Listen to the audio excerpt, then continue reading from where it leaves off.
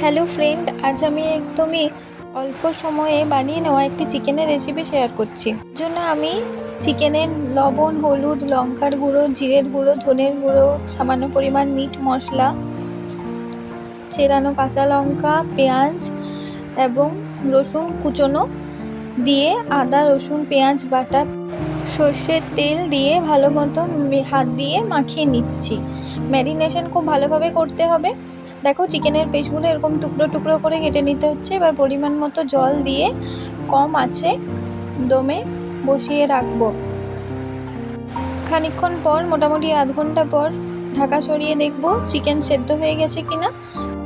সেদ্ধ হয়ে গেলে যে যেরকম পরিমাণে ঝোল চাইছো সেরকমভাবে ফুটিয়ে নামিয়ে নিতে পারো।